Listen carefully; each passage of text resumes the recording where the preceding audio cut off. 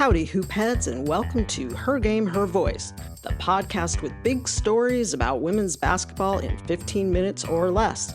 I'm your host, Kari Peterson. Today, more thoughts on the transfer portal, thanks to your feedback, a listener question on tournament payouts, and a story about two women elevating the game from behind the mic, like me. And if you're wondering whether I'll talk about Geno Auriemma's bad behavior, we don't talk about Geno, no.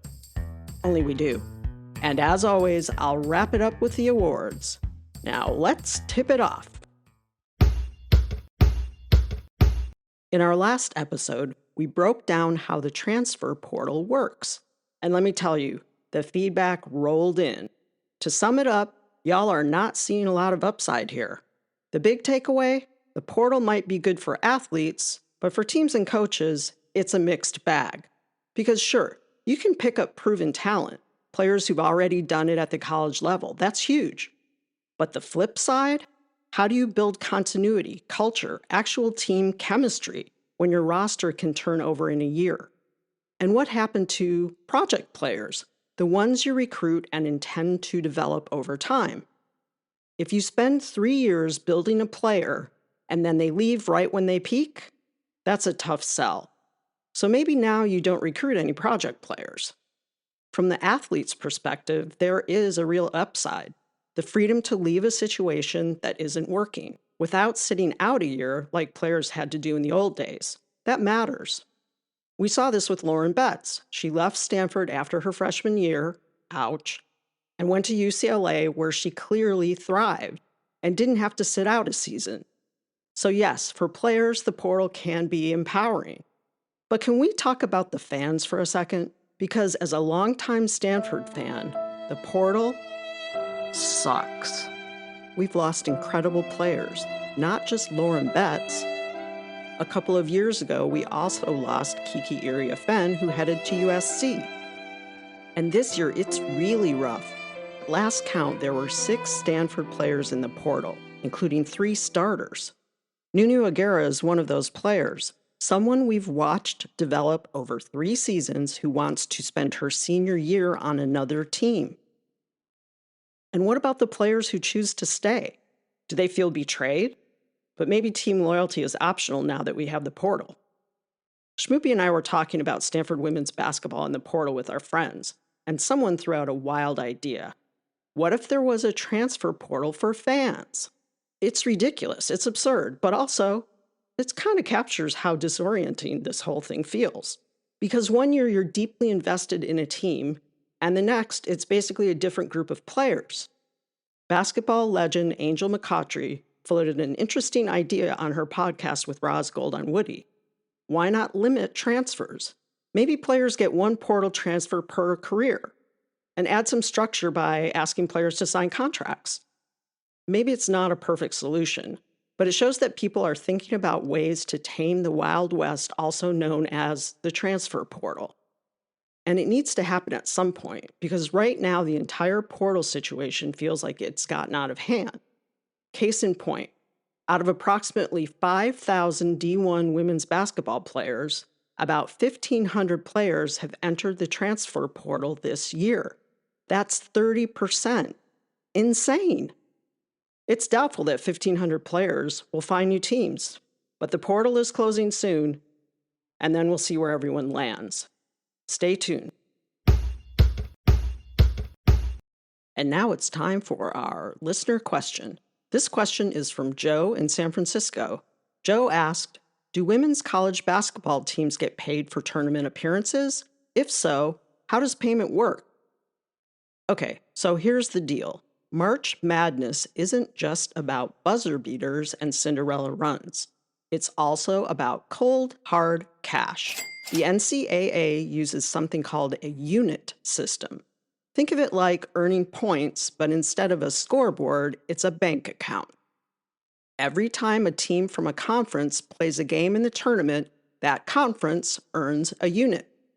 Win in advance, more games, more units, more money. And here's the kicker. Those units don't pay out all at once. They pay out over time. For the women's tournament, that payout is spread over 3 years. And as of 2026, each unit is worth about $200,000. So one good March run is not just a moment, it's a multi-year revenue stream. And here's a real-world example of just how big this can get. UCLA Bruins women's basketball winning the championship just secured about $6.4 million for the Big Ten through these units. So yeah, one team gets a trophy, but the entire conference gets paid. Think of it this way: a rising tide lifts all boats, financially. When you think about women's college basketball, the big moments, the growth of the game, there's a good chance you've been hearing the same two voices guiding you through it. I'm talking about Beth Mowins and Debbie Antonelli. They've been calling games together for nearly 30 years, and not the glamorous version of 30 years. We're talking the late 80s and early 90s, when you were lucky if you could find even one women's basketball game on TV. They flew from city to city, calling multiple games a week, just trying to get more exposure for women's basketball.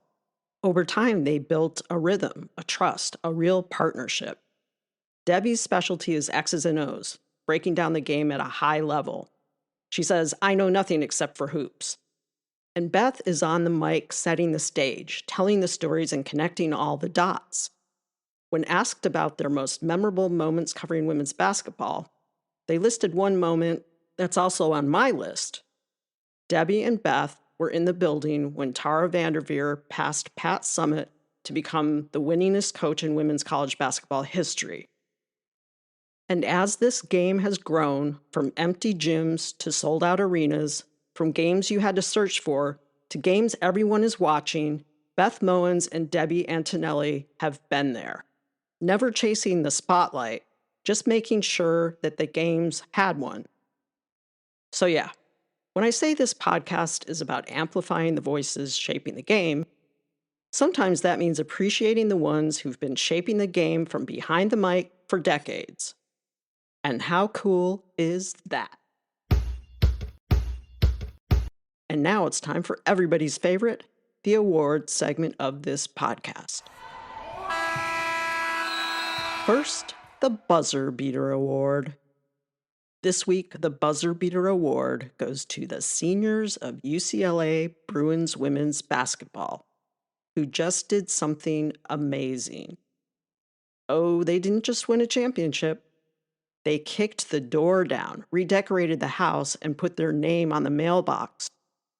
First national title in program history. And they did it by running through everybody, and then absolutely bulldozing South Carolina. Final score, 79-51. UCLA only allowed 51 points from Dawn Staley's Gamecocks. And at the center of it for UCLA, the veterans, the tone setters, the "we've been here, we're not flinching" energy from players like Kiki Rice, Lauren Betts, and Angela Dukalich. But we really need to talk about Gabriela Jaquez, because, wow, championship game, brightest lights, biggest stage, she didn't just show up, she took over. Every big moment, there she was. Need a rebound? No problem. Gabby can run to the basket from three-point range and pull that ball down. Momentum swinging to the other team? Gabby can shut that down real quick. That's not just a great game, that's Gabby saying, yeah, this championship is mine. And if you zoom out, that's UCLA's entire senior class. This wasn't luck, this wasn't a cute Cinderella run. This was grown-up, championship-level basketball.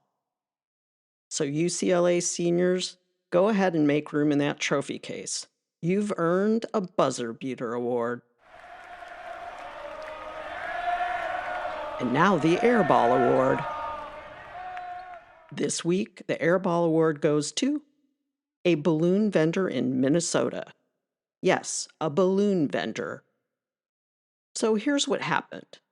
Nneka Ogwumike, 2016 MVP and multi-time All-Star, president of the WNBPA, one of the most valuable vets in the league, is currently one of the biggest names in WNBA free agency. We're talking top-tier teams lining up kind of interest, including the Minnesota Lynx. Now, this visit, it's supposed to be low-key, under the radar, very nothing to see here. Enter Balloons. A Minnesota-based company called Amazing Balloons posted a now deleted Instagram video showing a full-on balloon archway display inside the Lynx facility that literally says, "Welcome, NECA." And just like that, the entire internet goes, wait, NECA is going to the Lynx? The post gets deleted, of course, but by then it was too late.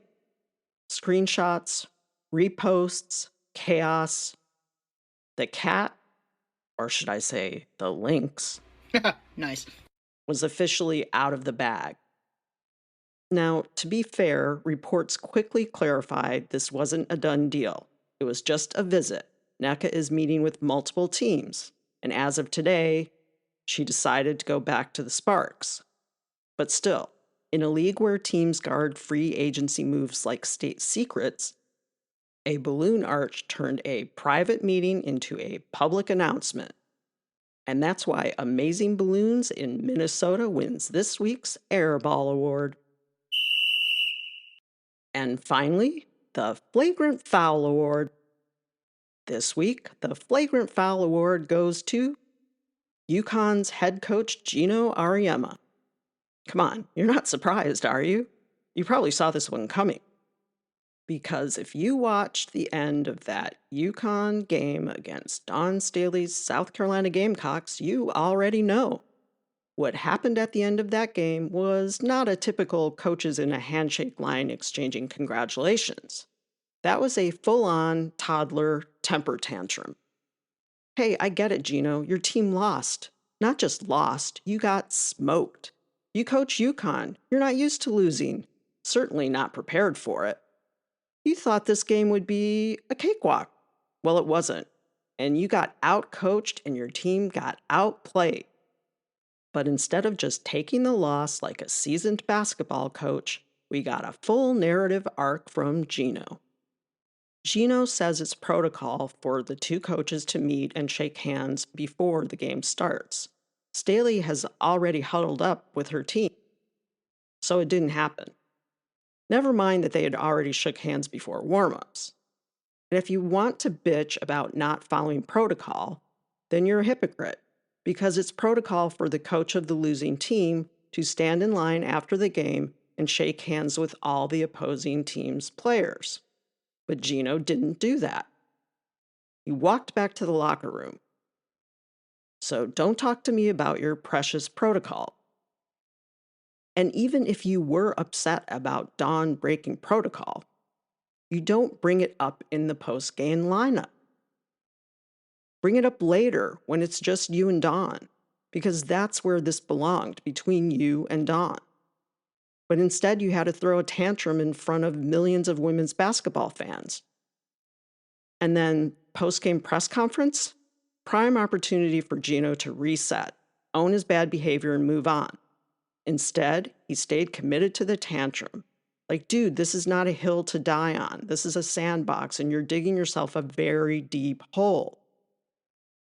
Then people were side-eyeing that apology that showed up later, like, did you write that? Or did UConn write that for you? Meanwhile, Staley, who again just won the game, is over here like, I don't want to talk about this anymore. Let's move on and talk about how great my team played. Incredible restraint, Coach Staley. For a Hall of Fame coach in a Final Four semifinal game on the biggest stage of the women's college basketball season to display that kind of behavior, that is a gigantic flagrant foul. Congratulations, Geno. I'm Kari Peterson, and you've been listening to Her Game, Her Voice. Want more? Hit follow or subscribe on Apple Podcasts, Spotify, or wherever you get your podcasts. If you do that, you won't miss an episode. And while you're on the show page, please drop a rating or review, or share an episode with a friend. You can also find Her Game, Her Voice on Substack, YouTube, Instagram, and Facebook. Thanks for listening, and happy hoopin'.